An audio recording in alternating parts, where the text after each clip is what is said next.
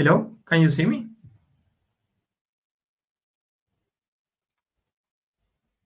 The countdown stopped, so I'm not sure if you are listening to me. Okay, well, thanks. And can you see my presentation? Perfect. Well, thanks a lot, everyone, for being here to listen to me. Thanks especially to Danilo and to Daniel for solving the technical issues. I will present a paper of my PhD thesis that's about stabilization programs, big comprehensive policy packages intended to stop high chronic inflation, and a classification of our own to distinguish those that succeeded from those that failed, and what makes the difference between those clusters. So, why should we study inflation stabilization attempts nowadays? Inflation stabilization was a big issue down in the 70s, 80s, and 90s. Then in the new century, it was not such a big problem for emerging economies nor for advanced economies. However, in the last couple of years, we saw a lot of countries getting big, high inflations, chronic inflations again. When we look at the distribution, the number of countries with high chronic inflations, we can see that there's 20 countries in the present that had more than 20% annually in the last 2 years, the average of the last 2 years. We are much better in terms of knowledge to address this issue, because in the past, some countries had this problem and most of them have solved it. So we have a lot of experience on how Brazil, Argentina, the rest of Latin America, and even other countries from the Eastern Europe, from Africa, even from Central Europe, has ended those processes of high chronic inflation. However, most of the scholars, most of the papers written about high inflation and how to end it had concentrated on those famous successful cases. So I think that there's a gap in the literature when talking about what's the difference between successful programs and failed attempts. And to get to know how to design a stabilization program, stabilization plan, one of these big comprehensive policy packages, we have to know the difference between those that fail and those that succeeded in lowering inflation, so we can avoid having survivorship bias. That's what I'm going to try in this paper. The takeaway is that I'm going to find, or I'm going to try to show what distinguish those programs that fail from those programs that succeed. But what is a stabilization program? Well, I define a stabilization program as a comprehensive policy package that generally includes fiscal and monetary policies intended to break a chronic high inflation regime, defined as a country with an inflation that was in the last 2 years, in the last 24 months, above the 20% threshold. And those programs include not only fiscal and monetary policies, but also an anchor to guide the prices path. That's usually the nominal exchange rate, or the monetary base, the quantity of money. And also, they include some income policies like prices or wages controls, regulations, ways in which the government itself can directly affect price formation. That's intended to break the inertia, to diminish inflation persistence, and to break the regime that is installed, that is incorporated in the contracts of the society, in the expectations of each agent. So We researched about these events. We looked for them in the previous literature, and we also looked in primary sources, such as reports, newspapers, international organizations such as the World Bank, the IMF, and we got an extensive list. I don't know if it's purely abarcative, but it's one of the biggest in the best of our knowledge.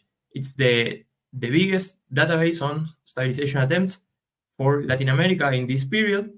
We concentrated on Latin America and in the period after the second internalization of capitals, and we found 47 attempts in 13 countries. We will classify them as failures, temporary stabilizations, or lasting stabilizations with a classification algorithm that I'm going to show you if I have time when I finish. We ended with 13 successful programs, lasting stabilization programs, with 8 temporary stabilization programs that lower inflation in the short run, but then are not able to keep it low for the next years, and with 27 failed attempts. So we constructed a lot of these figures that show the median of each group and a measure of dispersion. We are showing the 25th percentile and the 75th percentile. As we can see, previous to the stabilization attempt, we have here the year and a half before the launching of the program. Those countries had very high inflation. Many of them had 2 digits inflation, inflations under 200, but some of them had hyperinflations or inflations above, for example, 500%. As we intended it to happen, the green group, the lasting stabilization cluster, managed to lower inflation to the zone of 0%, and then inflation stays there for at least 5 years. The yellow group, the temporary stabilization group, achieves that low inflation, that 0 inflation, but inflation then rebounds and get to a very high level, a level even higher than the initial number. And when looking at the failed group, the red group, we can see that only in the first 6 or 7 months the inflation goes down, but then it rebounds and they do not achieve any disinflation at all. So we are going to try to understand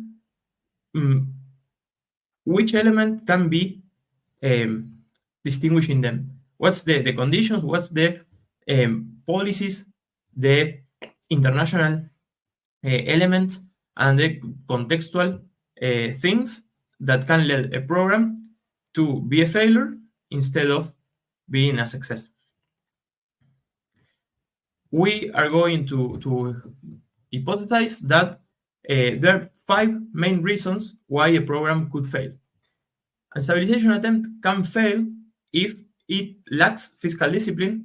I mean, if it does not make the fiscal adjustment needed to take inflation to 0.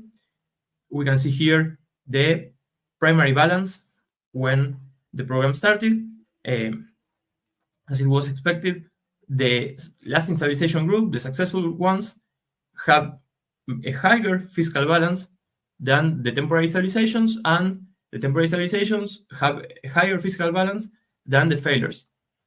It is not only in the launching year, but also in the following 5 years. So lasting stabilizations manage to get a fiscal balance and then can keep it in the next years.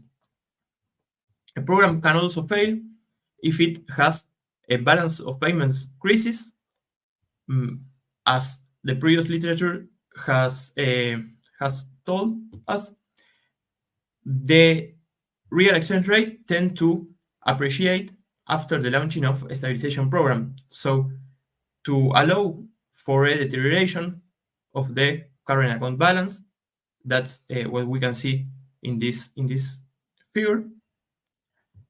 A country has to begin with a high balance in terms of external trade, in terms of external capital movements, so to bear this deterioration. When a country starts from a lower balance, it is not able to manage the exchange rate to bear the appreciation and ends having current account crisis, a currency crisis that ends the disinflation.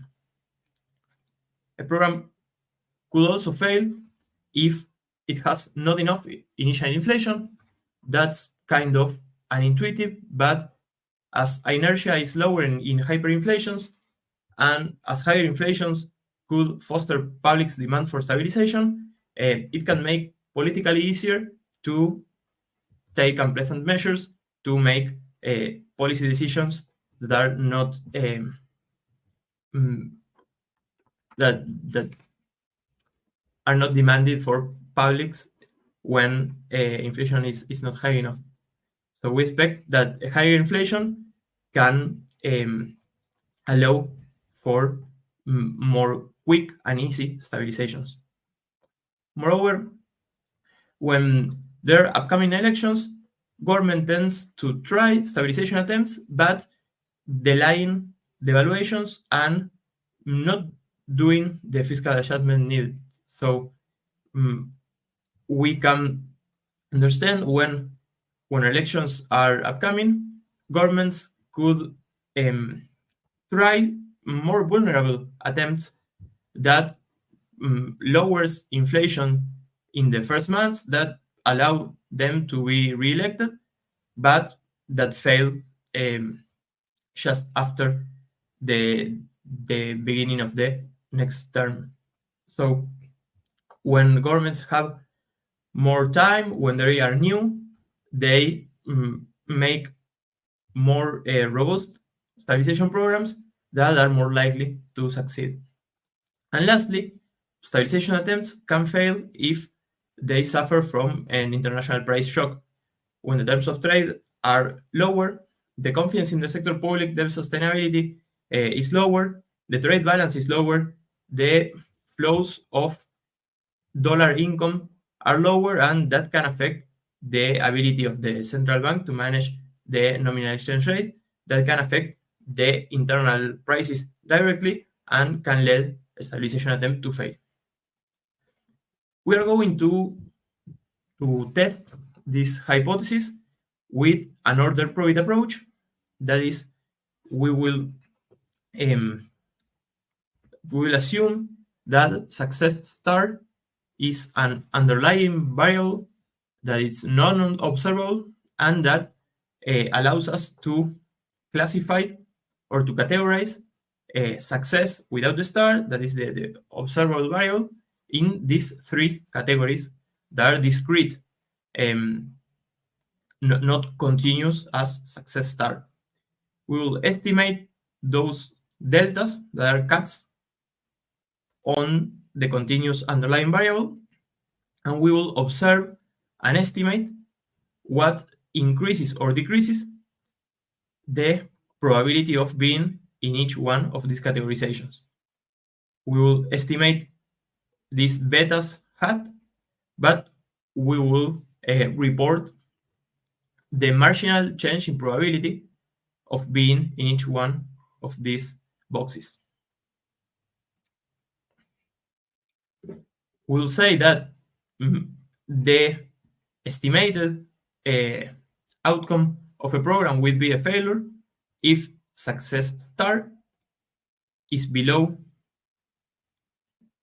delta 1, that the program will be categorized as temporary stabilization if success star is between those two cuts, between the deltas, and that a program is estimated to be a lasting stabilization if its success star is above the second cut, if it's above delta 2. In the x vector, we will include 4 of the 5 dimensions previously shown. I'm not going to include in this first approximation the external accounts because they are severely correlated with the terms of trade and with the fiscal balance. So I'm going to let that variable to a second estimation.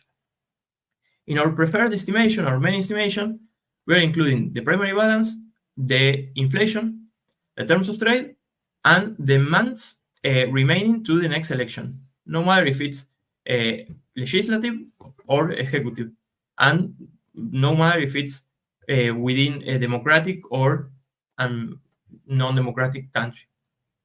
As we can see, the primary balance has a big influence on the probability of being failure, temporary stabilization, or lasting stabilization, and each point that the primary balance, the fiscal balance, improves, diminishes in 9% the probability of being a failure, and increases in almost 8% the probability of being a lasting stabilization.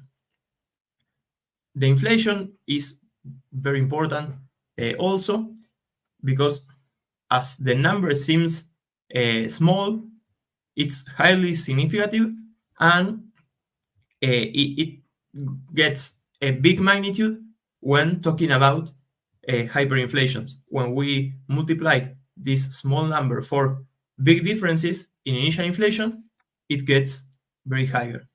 And each point that terms of trade moves with respect to the previous year's average also diminishes in half percentage point the probability of being a failure, and increase in almost half percentage point the probability of being a lasting stabilization.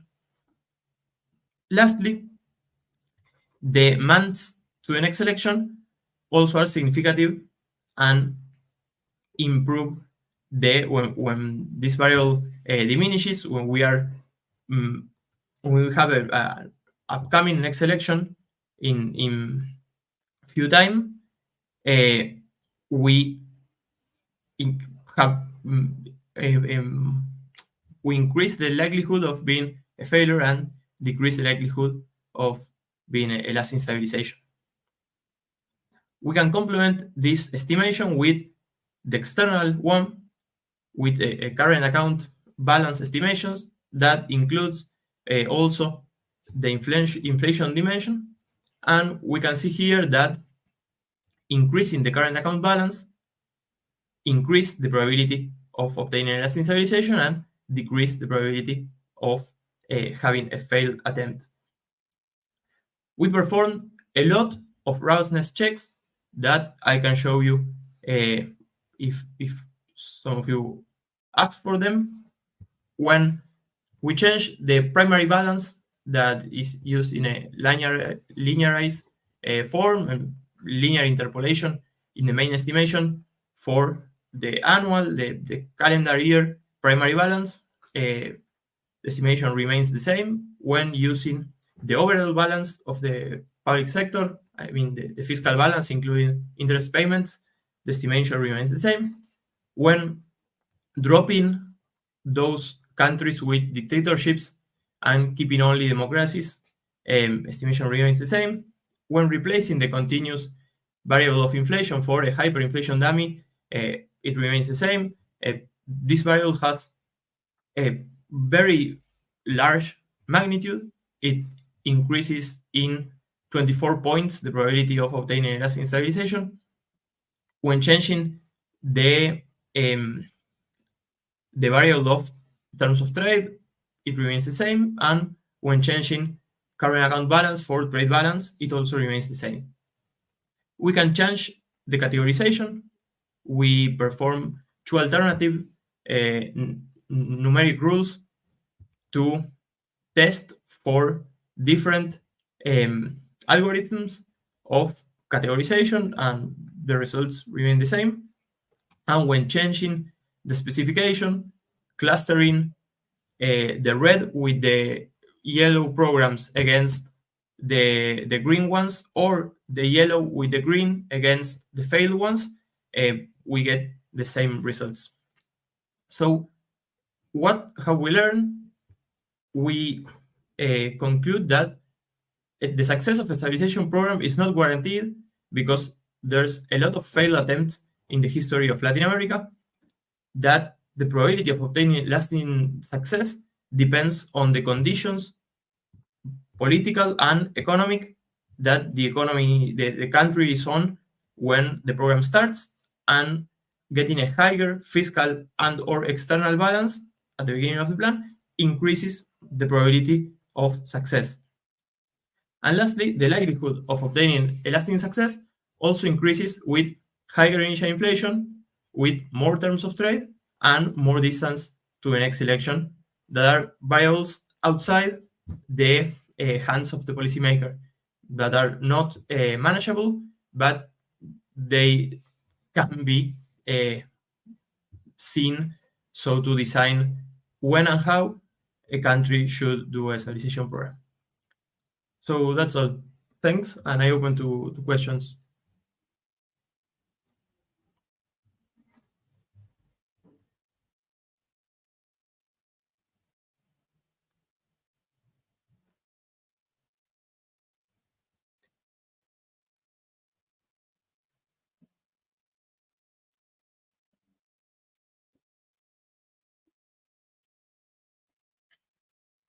Okay, that's a good question. I will go back to my definition. I think it's been discussed if this event is or is not a stabilization program. I think that it is. I think that it lacks this kind of measures. They are using fiscal and monetary contractive policies. They are using an anchor to guide the prices path. They are doing an announcement. They are trying to change expectations, but they are not using income policies. They are not controlling any price or wages or doing any the indexation mechanism.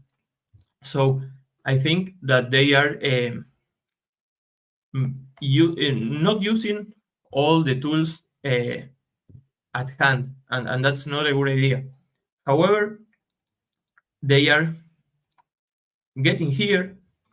I mean, starting from a bad point, they are increasing rapidly the fiscal balance, and they start from above zero in this dimension. So they are in good shape. I mean, when looking at our main variables, I'm not sure if it's well designed. So I have my doubts about what is going to be um, the outcome, the result of this attempt. Maybe what they are what's the part where they are more concentrated is to improve these two conditions and then do a new attempt that can be successful. Many of these cases are a sequence when there's first a failed attempt that improves the condition, and then a second attempt that gets to the zero inflation. So that can be a possibility. I hope to have answered you. It's a difficult question. I don't have like a probability number estimate. Anything else?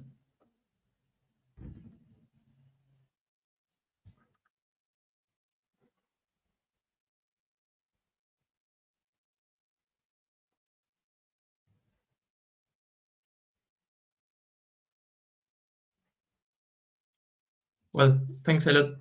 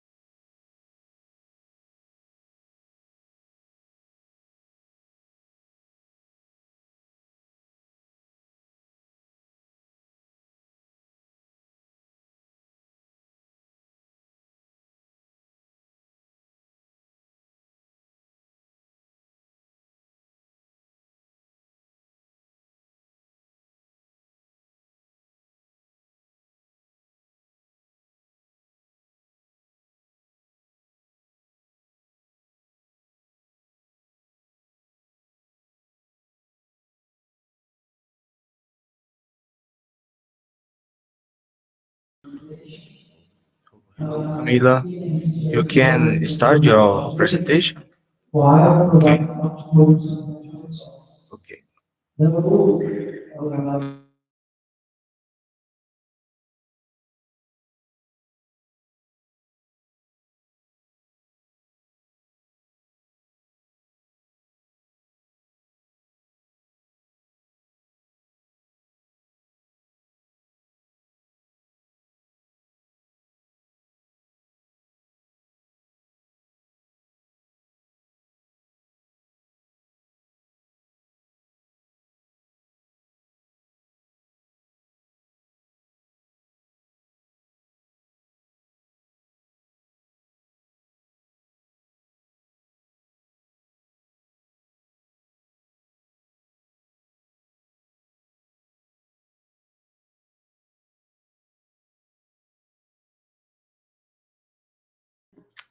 Danilo, could you please help us by adding Berenice, Paula, and Melanie also to the stage, and Carlos?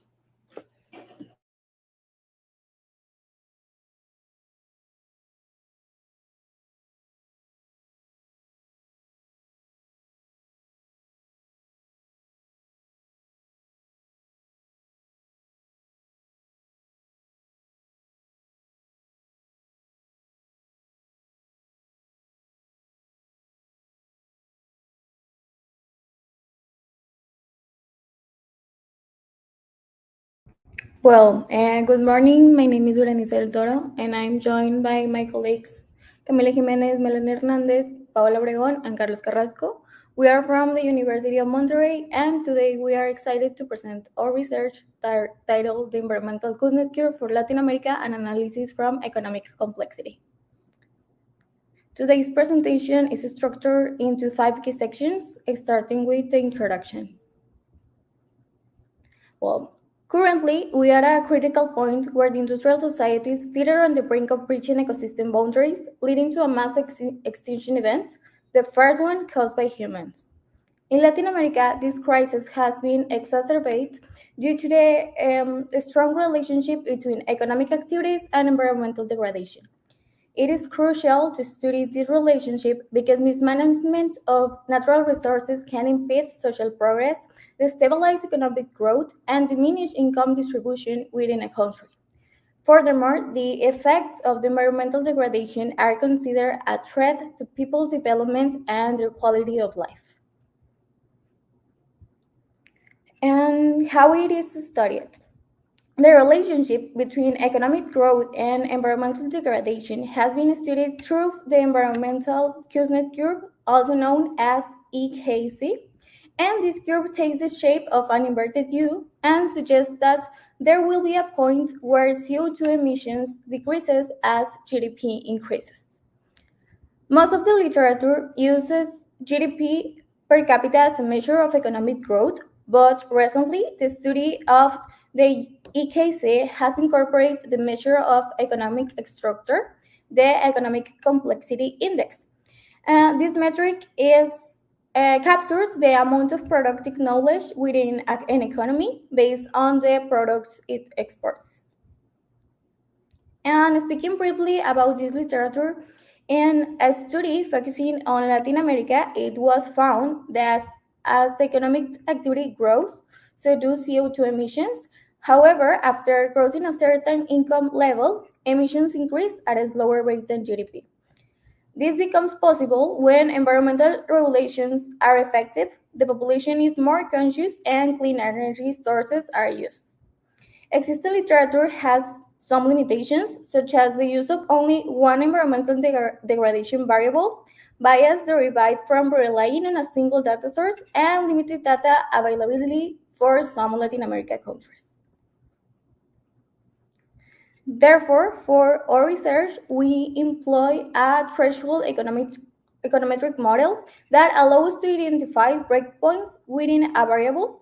Additionally, implementing this model serves as a guide for the timely development of public policies by locating a specific point in the threshold variable. We also integrate the ECI variable since it provides more detailed information about the study of both the factors of production, and the way in which they are combined in thousands of products. Also, we focus on studying Latin America because it is a region and with limited studies on the subject, and it is known that the regional cooperation and studies are key to coordinate national efforts in macroeconomic policies. Okay, now going to our literature review.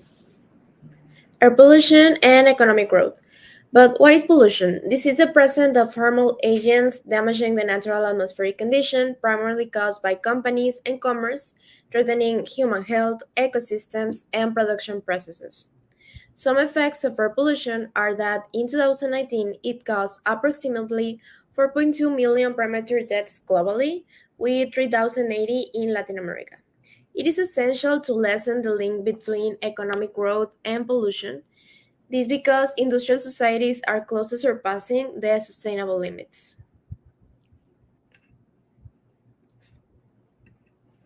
A reconsideration of human development is needed. Economic growth should be seen as a means, not the ultimate goal, in the study of human development. This can be done with ecological transition. As I mentioned before, it's necessary to decouple economic activity from environmental degradation.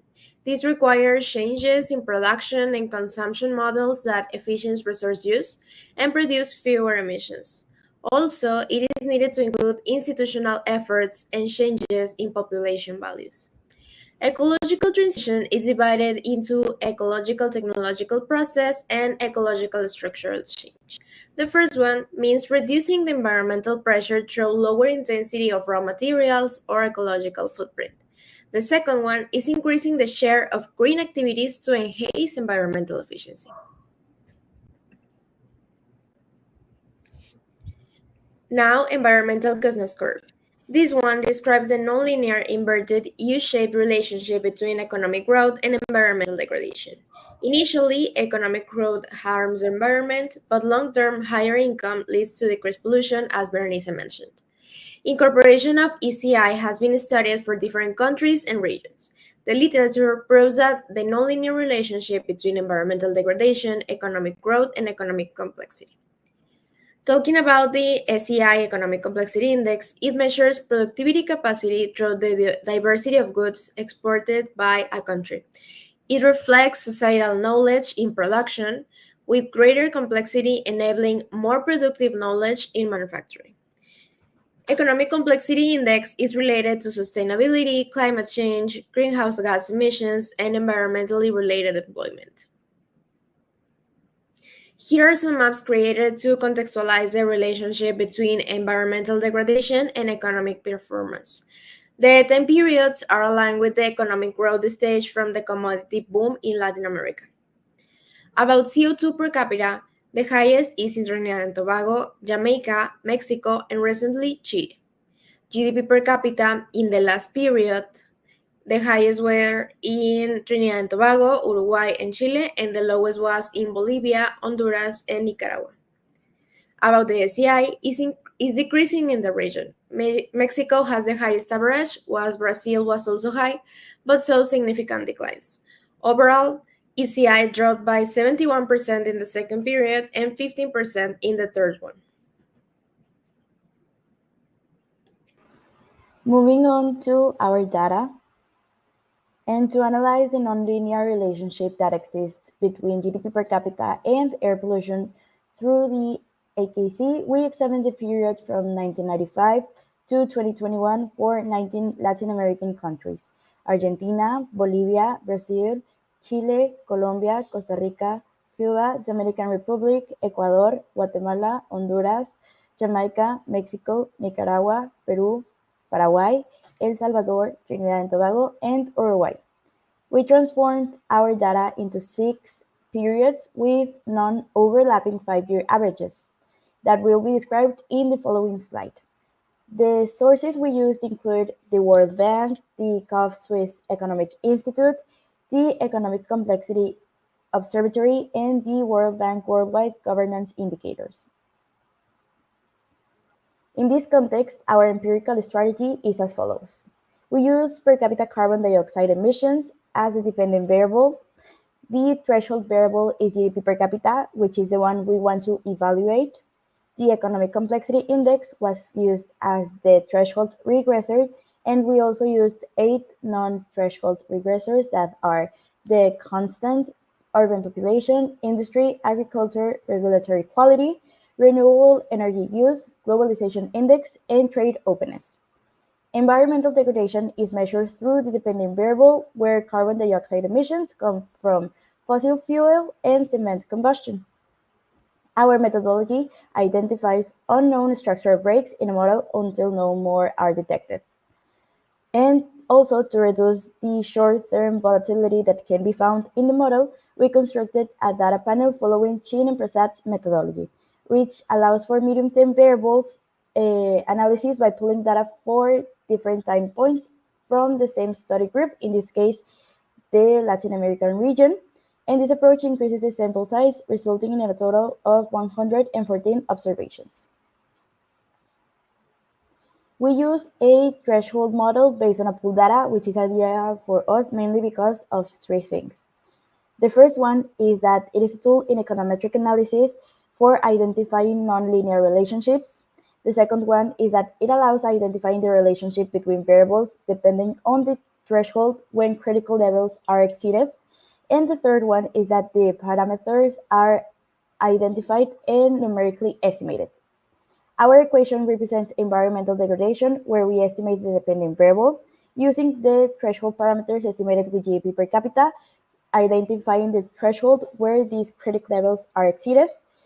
We also apply the non-threshold regressors and the error in the model. In methodology, 2 approaches will be taken.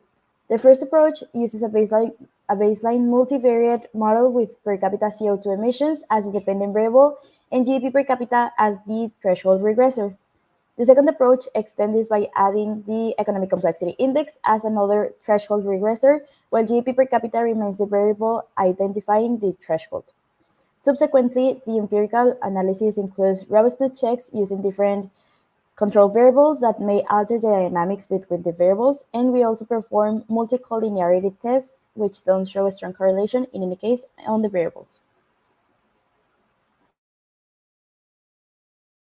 Now moving on to our results. Here we can see the different models we made with CO2 emissions as a dependent variable and GDP per capita as a regressor with breaks. Model 1 shows a positive and significant relationship between GDP and CO2 emissions identified at 2 different thresholds. Now, models 2 and 3 incorporate the economic complexity index, and they reveal a relationship that changes from positive to negative across the 2 detected thresholds, showcasing an EKC. Now, models 4 and 5 display different relationships as they start with a negative coefficient, then becoming positive and returning to negative.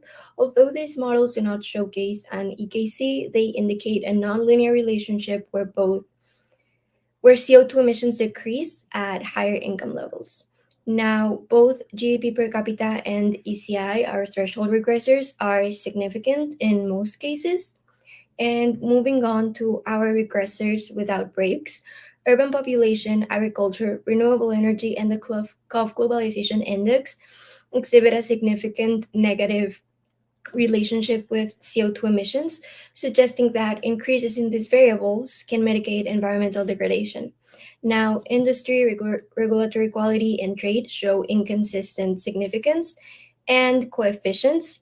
And as for our R squared, Model 5 had the better result, explaining CO2 emissions 91.73% of the times. Now, our study is focused on validating the EKC hypothesis on Latin America, and based on our results, after reaching an income level of $10,270 per capita, economic growth benefits the environment, leading to a long-term reduction in CO2 emissions and thus validating the EKC. Now, as GDP per capita increases, emissions rise until reaching a certain development level, after which they decline.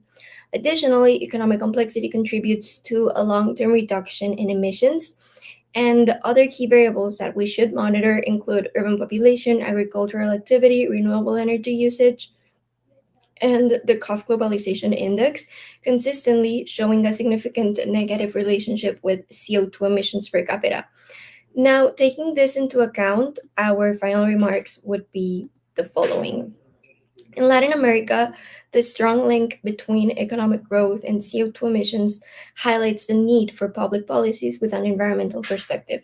We analyzed the relationship between GDP, ECI, and CO2 emissions from 1995 to 2021 using a pooled dataset to estimate a threshold model, and our results provide evidence that higher levels of GDP and DCI lead to lower CO2 emissions, validating the EKC for the region.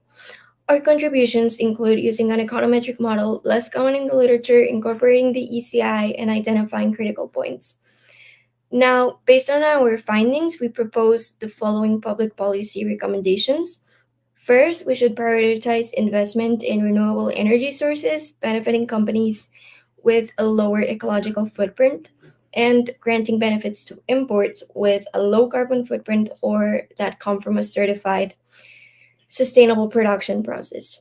And finally, we propose to establish an autonomous environmental institution to monitor environmental factors and increase ecological awareness, aiming to, in the long term, reduce the link between economic growth and pollution.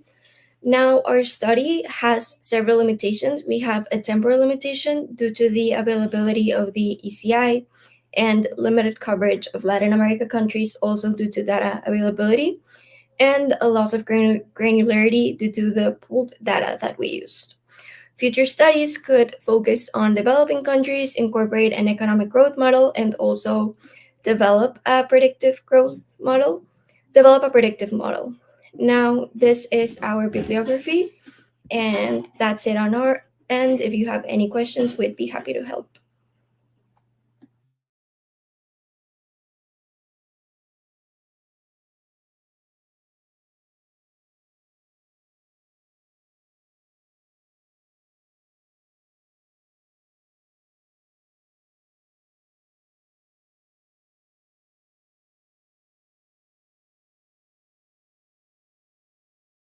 So, Joaquin, thank you for your question, which is which country has the most close GDP to the threshold found in the preferred regression?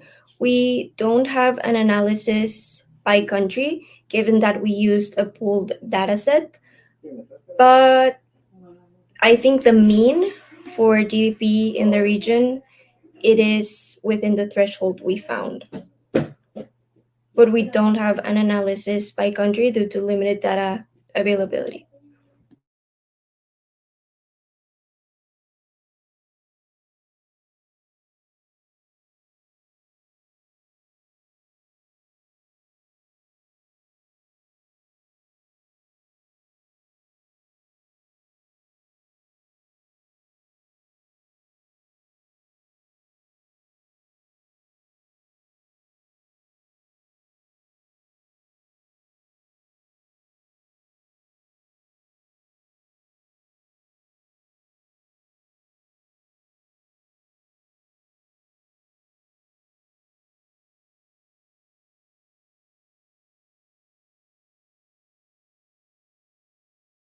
If there aren't any other questions, that would be it.